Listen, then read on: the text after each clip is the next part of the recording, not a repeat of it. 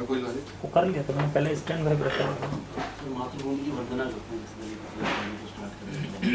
बहुत बढ़िया बात है, मातृभूमि की वंदना करते हैं किसी भी काम करने से पहले। और वैसे भी हम तो खाते ही भूमि का, है ना? और जब हम काम करते हैं कुछ भी, सबसे पहले कोई भी काम हम करें, आज ऑर्गेनाइजेशन की 7 कंपनीज हैं, हम डिफरेंट स्टाइल ऑफ बिजनेसेस में, जो पहली चीज हम सोचते हैं काम करने से पहले कि ये जो हम काम कर रहे हैं ये जनता के हित में है, ये देश के हित में है, या ये देश के हितों के विपरीत जा सकता है।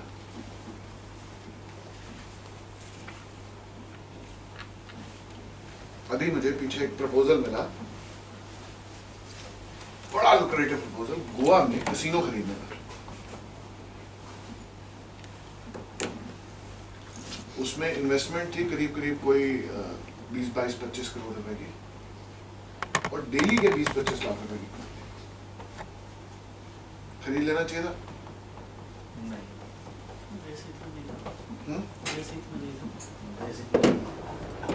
और लोग आ रहे हैं, मजे कर रहे हैं, खा रहे पी रहे हैं, किसी से डंडा मार के पैसे थोड़ी लेने हैं, एंटरटेनमेंट है वो तो जीत गया, कोई हार गया। कोई हारा तभी तो कोई जीता ना सर, कोई हारा तभी तो कोई जीता। यानी कि किसी ना किसी की हार जो थी वो उस बिजनेस में निश्चित थी।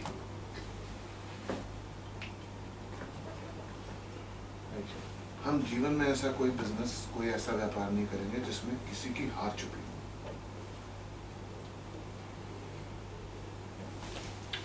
बिजनेस मैनेजमेंट में हमें 4 क्वाड्रेंट सिखाते हैं।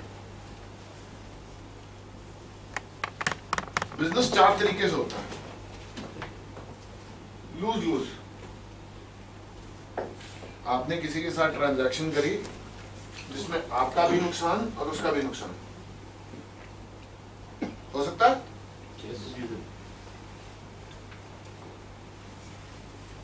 आपने किसी को, रियल एस्टेट की भाषा में समझाता हूं, आपने किसी को कोई जमीन दी जो कि जमीन सरकारी है और आपने बेच दी, उसका फाइनेंशियल नुकसान हो गया, आप जेल चले गए, हो गई। तो उसको डील को क्या बोला? Lose loose.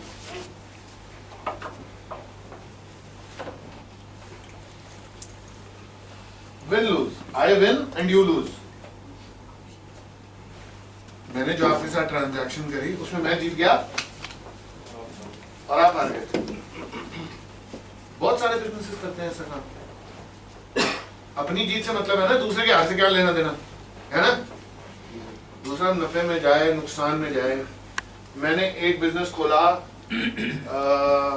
जिसमें मैंने किसी को फ्रेंचाइजी दी, 30 लाख रुपए की उसको फ्रेंचाइजी बेच दी, ठीक है।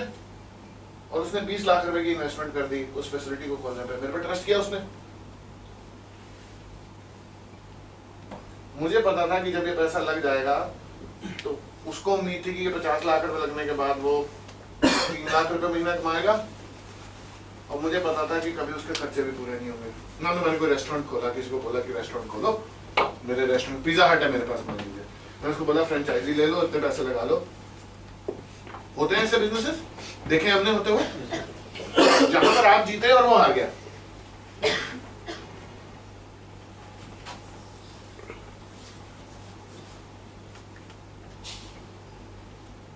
I lose and you win.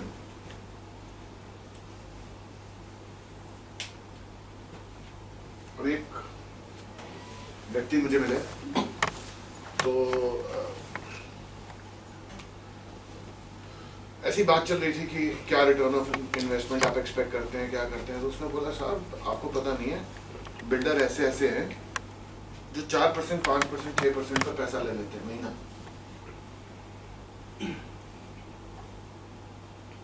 मैंने कहा यानी कि इसका मतलब कि 1 साल का 60%, 2 साल में 120। इतना तो रियल एस्टेट में मार्जिन ही नहीं है, और ये भी गारंटी कि हमसे ज्यादा मार्जिन कोई कमा नहीं सकता। तो इसका मतलब वो क्या रिलेशनशिप हो गई? I am losing and you are winning. कि मैं हारा, मैं इतना डिस्परेट हो गया उस बिजनेस में जाने के लिए कि मैंने अपनी लॉस की सिचुएशन ले ली। Fourth quadrant, I win and you win. मैं एक ट्रैवल कंपनी चलाता हूं। मैंने आपको एयर टिकट बेची, होटल के कमरे बेचे, वहां पर फूड बेचा। आप जब वापस आए, आप जब वहां गए, आपने खूब एंजॉय किया and you say it's worth it. जो मैंने पैसे खर्चे, it was worth it. So I win and you also win. इन तीनों क्वाड्रेंट्स में कहीं ना कहीं रिपेंटनेस है। कोई ना कोई व्यक्ति पूरे स्ट्रक्चर में जरूर रिपेंट करेगा। लाइफ में अगर हम ये स्ट्रक्चर बनाएं कि हम जो भी बिजनेस करेंगे, जो भी व्यापार करेंगे, जो भी काम करेंगे, उसमें सिर्फ विन विन क्वाड्रेंट पर ही काम करेंगे। हम कभी भी किसी भी एक सिचुएशन जिसमें कोई लूज करता है उस क्वाड्रेंट में काम नहीं करेंगे। और जब हम इस क्वाड्रेंट में काम करेंगे तो अल्टीमेटली देश के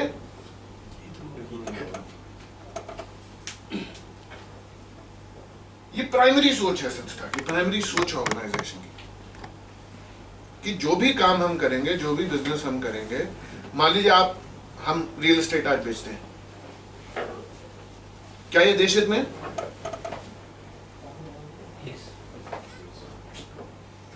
सब शांत है, चुप है।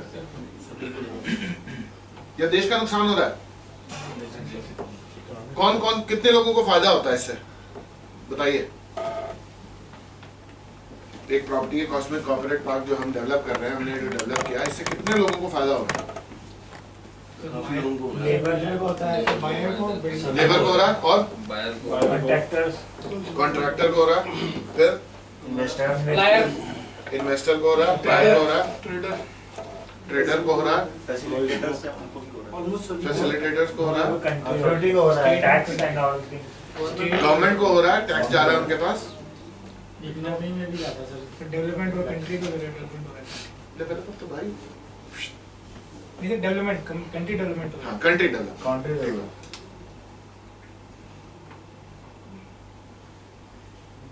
और किसी का इन्वेस्टर का भी हो रहा है, इसके साथ में जो उसको बेच रहे एम्प्लॉइज उनका एम्प्लॉयमेंट ओवरऑल प्राइस का ब्रोकर का एम्प्लॉयमेंट। आज हमारी ऑर्गेनाइजेशन पे डायरेक्टली लगभग 6000 लोग आश्रित हैं और इनडायरेक्टली लगभग 20,000 लोग, 20,000 परिवार। बड़ी एक मजेदार बात, उस दिन मैं कहीं था तो कोई बात हो रही थी कि व्यापार किस लिए? भाई हम जब मंदिर में जाते हैं, जब हम मस्जिद में जाते हैं, गुरुद्वारे में जाते हैं, या जब स्पेशली जब किसी की डेथ हो जाती है तो जब जाते हैं शोक सभा में तो बातें सुनते हैं। धारण कितने लोग करते हैं? बड़ी अच्छी अच्छी बातें करते हैं वो कि ये आत्मा है, शरीर है, शरीर बदलता रहता है, आत्मा वहीं रहती है,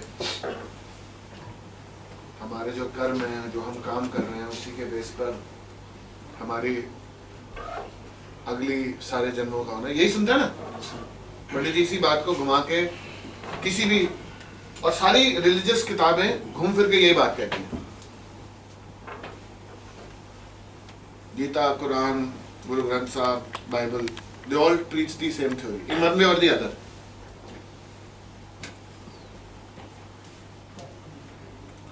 They all boil down to karma. जब आप करोड़ों का बिजनेस करते हैं, ये मैं इस पर बाद में आऊंगा कि आप करोड़ों का बिजनेस करते कैसे हैं। जब आप करोड़ों अरबों का बिजनेस करते हैं, जब आप हजारों करोड़ की बातें करते हैं, तो उनका क्या फायदा है? खानी तो वही 2 रोटियां।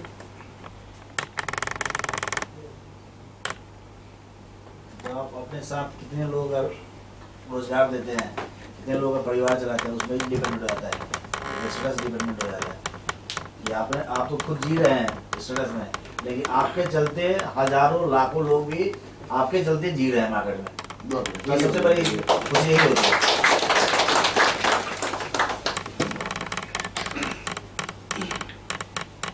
आप जब बिजनेस करते हैं तो कोई भी व्यक्ति किसी भी स्टेज पर हो जाए, रतन टाटा,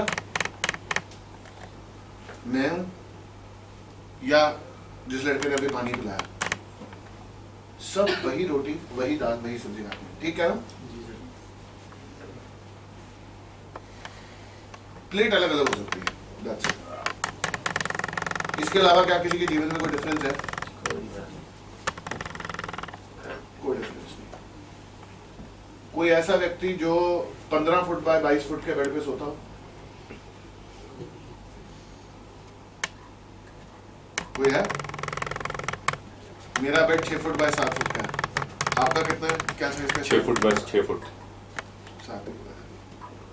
सब 6.25 6.5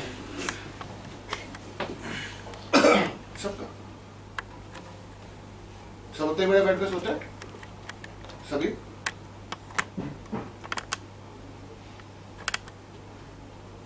जीवन की जो आधारभूत मूलभूत सुविधाएं हैं वो सबको जीवन में सेम चाहिए, ठीक है? तो बिजनेस करके फायदा क्या है? इतने करोड़ों अरबों की टेंशन लेके आज इतने करोड़ जाना है, अरे फिर 2.5 करोड़ की सैलरीज देनी, अरे फिर ये देना, अरे फिर वो देना, उसका क्या फायदा है?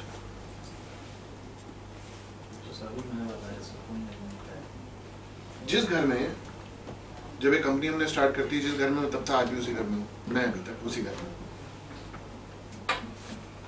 जो गाड़ी मुझे पिछली कंपनी में नौकरी करते हुए मिली थी वही गाड़ी में हूं। ना मेरे परिवार बदला ना मेरे दोस्त बदले। परिवार दोस्त बदल सकते हैं किसी के? नहीं बदलते हैं, वही रहते हैं जो असली दोस्त होते हैं, बाकी सब एक्विंटेंसेस हैं। ऐसे बहुत सारे व्यक्ति आपको बिजनेस जीवन में बिजनेस करते हुए मिलते हैं जो जब तक आप इकट्ठे एक ऑफिस में हैं, एक कॉलेज में हैं, तब तक वो दोस्त हैं। तो बहुत अच्छे दोस्त हैं, वो मिलेंगे भी जुलेंगे भी। जब आपने उसको उस स्टेप को क्रॉस किया, उसके बाद वो अपने घर, आप अपने घर, राइट? साथ दो ही लोग रह जाते हैं, खास दोस्त और रिश्तेदार। रिश्तेदार भी सिर्फ हिंदुस्तान में, बाहर तो वो भी नहीं मिलते। आप ये जानते हो कि आपके चाचा का बेटा कौन है तो बहुत बढ़िया बात है।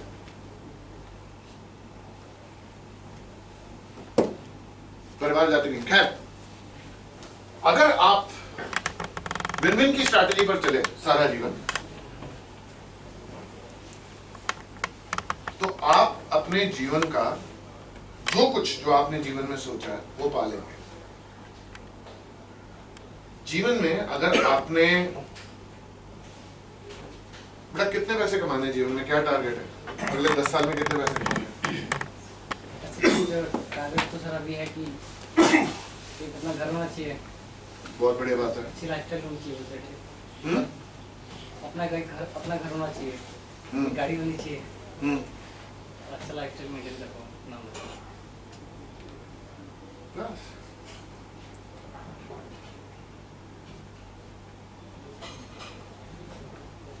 सर पैसे इतने कमाने हैं कि फिर 50 साल की एज के बाद पैसे के लिए काम ना करना पड़े। Very good. बताओ सर। सर एक घर चाहिए, एक छोटी बहन है, उसको स्टैब्लिश करना है, बहुत बढ़िया। बाकी रेस्ट है।